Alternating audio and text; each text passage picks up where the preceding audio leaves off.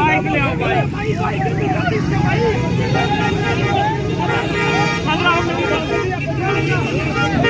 नहीं गड्डी तो नहीं बैठो भैन का फूका लंबे पे आ जाओ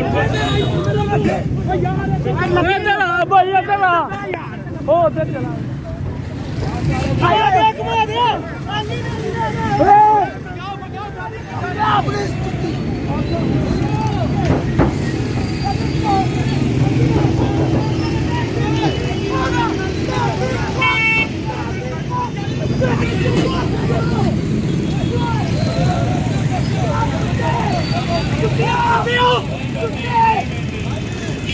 ये जी इनको अरेस्ट करने की कोशिश की गई है।